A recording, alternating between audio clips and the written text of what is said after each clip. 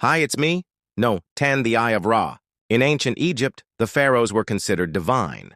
They believed that they were literally manifestations of the sun god Ra on earth. In fact, one of the titles of the Egyptian pharaoh was the son of Ra or the daughter of Ra, depending on the gender of the ruler.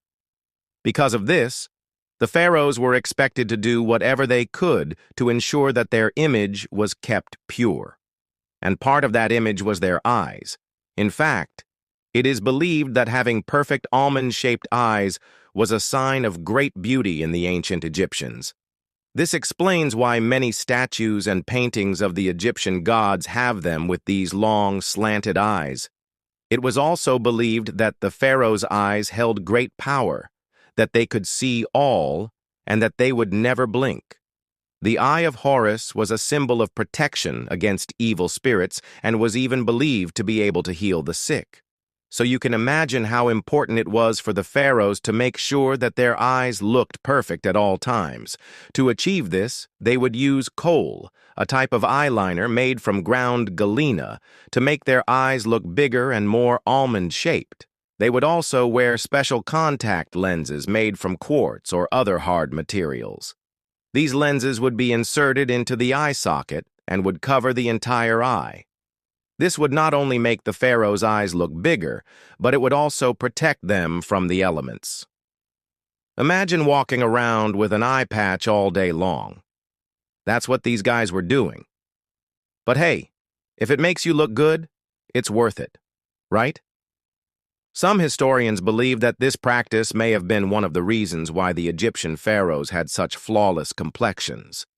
They took such good care of their skin and their eyes that they were able to maintain their youthful appearance for much longer than anyone else.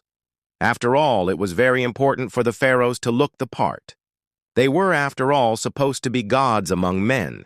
Number 9, the curse of the mummy. The curse of the mummy is something that has been popularized in fiction, especially in movies like The Mummy starring Brendan Fraser.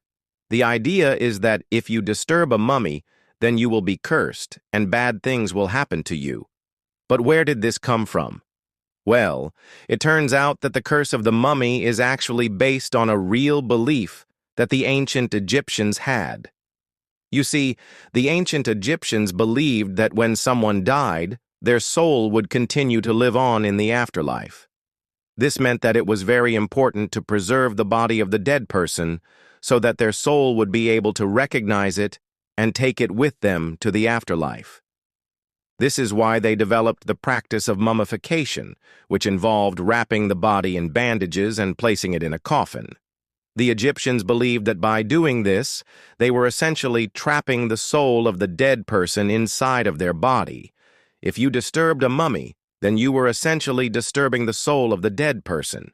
And this was seen as a very bad thing because it would anger the soul and it would lead to bad things happening to you. Of course, there is no evidence that the curse of the mummy is real, but there are many stories of people who have claimed to be cursed after disturbing a mummy.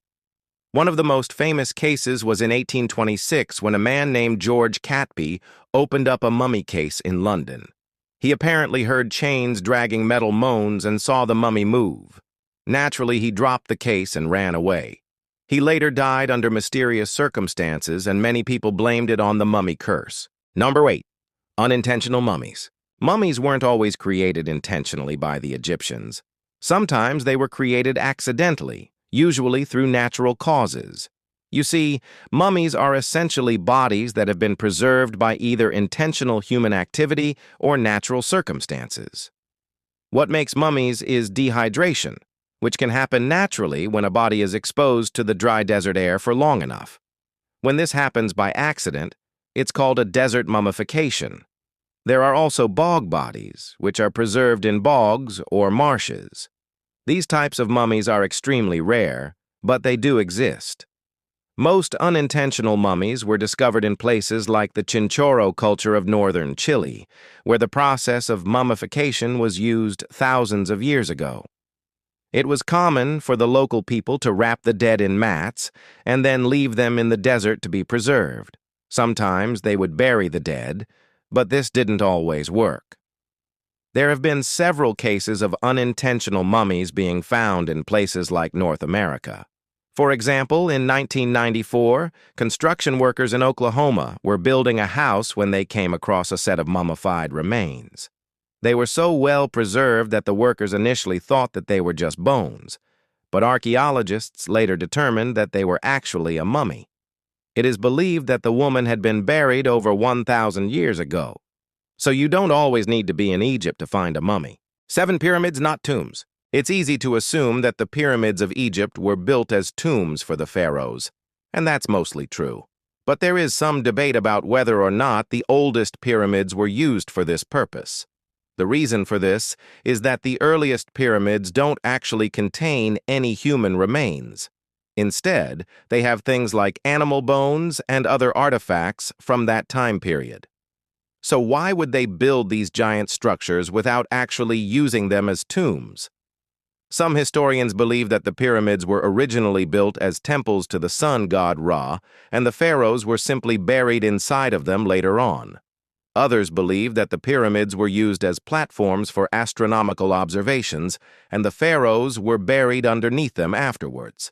Still, others believe that the pyramids were actually built as giant piles of dirt to hold back the rising waters of the Nile River. However, there is no evidence to support any of these theories, and we may never know for sure what the original purpose of the pyramids was.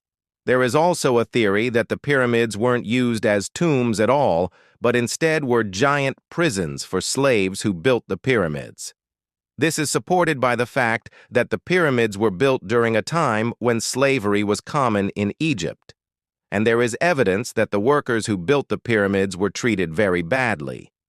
It is possible that the pyramids were built by prisoners of war or by people who were simply enslaved and forced to work without pay.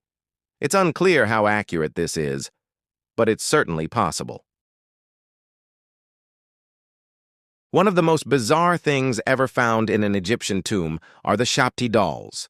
These are small statues that were buried with the pharaohs, and they were made to represent the pharaoh.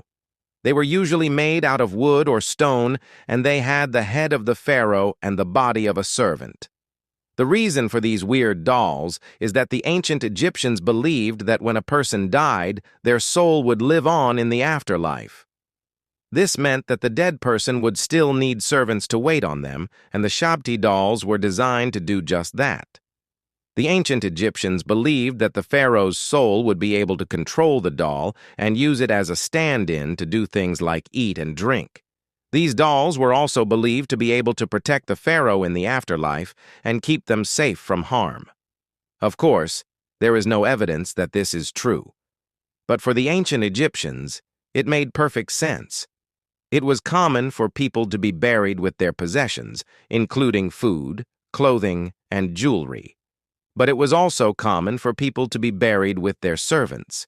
Sometimes these servants were actually real people who had been enslaved and were forced to serve the pharaoh in the afterlife, just like they had in life. Other times, the servants were represented by statues like the Shabti dolls. 5 false faces. When the ancient Egyptians prepared a body for burial, they would often put a false face on it.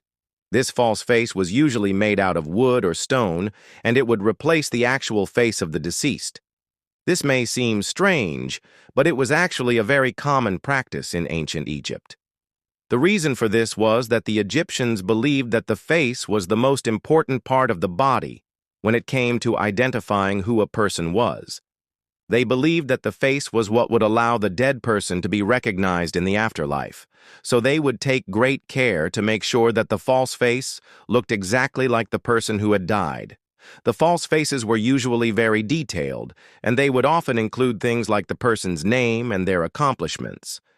They were also sometimes decorated with things like jewels and gold. It wasn't just the pharaohs who had false faces made. People from all walks of life would get them, including slaves and commoners. There are many examples of false faces that have been found in Egyptian tombs. One of the most famous ones is the mask that was found in Tutankhamun's tomb. The mask is made out of gold, and it is one of the most recognizable pieces of Egyptian art ever found. It's clear that the ancient Egyptians took a lot of pride in their false faces, and they wanted them to be as beautiful and accurate as possible. Number 4, animal coffins. The ancient Egyptians kept a lot of animals as pets, including cats, dogs, and baboons. But they also kept a lot of exotic animals like lions, elephants, and crocodiles. The Egyptians believed that some animals had special powers, and they would keep them as pets so that they could benefit from those powers. For example, cats were believed to be able to ward off evil spirits, so they were popular among the Egyptians. When an Egyptian pet died, they would usually bury it in a small coffin. These coffins were usually made out of wood or stone, and they were often decorated with things like paintings and hieroglyphics. Sometimes the coffins were buried with the animal's favorite toys or food. There are many examples of animal coffins that have been found in Egypt, and they give us a glimpse into the fascinating beliefs of the ancient Egyptians. 3. The Valley of the Kings. The Valley of the Kings is a place in Egypt where many of the pharaohs were buried. It's located near the city of Luxor, and it contains the tombs of many famous pharaohs, including Tutankhamun. The Valley of the Kings is one of the most popular tourist destinations in Egypt, and visitors come from all over the world to see the amazing tombs that are located there. The tombs in the Valley of the Kings are truly amazing. They're filled with treasure, and they're decorated with beautiful paintings and hieroglyphics. One of the most famous tombs is that of Tutankhamun. His tomb was discovered in 1922, and it was the first complete tomb of a pharaoh that had ever been found. The discovery of Tutankhamun's tomb was a major event in the history of archaeology, and it helped to spark a renewed interest in ancient Egypt. Number 2, Alabaster Sphinx. The Alabaster Sphinx is one of the most mysterious artifacts ever found in Egypt. It's a huge statue that looks like a lion with the head of a pharaoh. The statue is made out of alabaster, which is a type of limestone, and it dates back to the reign of Pharaoh Khafre. The most amazing thing about the Alabaster Sphinx is that it's the only known sphinx that shows the face of a pharaoh. Sphinxes are usually shown with the face of a human, but this one is different. It's believed that the statue was originally colored, but the paint has worn away over time. The statue was found in the tomb of Khafre, and it's believed that it was meant to represent the pharaoh's power and majesty. 1. The Lost City of Heracleion. Heracleion was an ancient Egyptian city that was located on the coast of the Mediterranean Sea. The city was founded in the 8th century BC, and it quickly became one of the most important cities in Egypt. It was a major trading center, and it was home to a large number of temples and monuments. The city was abandoned in the 4th century AD, and it was lost to history until it was rediscovered in 2020. The discovery of Heracleion was a major event in the history of archaeology. It's one of the best preserved ancient cities ever found, and it's giving historians a wealth of information about Egyptian culture. The ruins of the city are located in the middle of the sea, and it's believed that they were submerged when the sea level rose. Archaeologists are still excavating the site, and they've already found a number of amazing artifacts, including coins, statues, and jewelry. They've also found the remains of a number of buildings, including a temple and a palace. The discovery of Heracleion is helping us to learn more about the ancient Egyptians than ever before. Thanks for watching. Remember to subscribe if you haven't already. See you next time. Bye.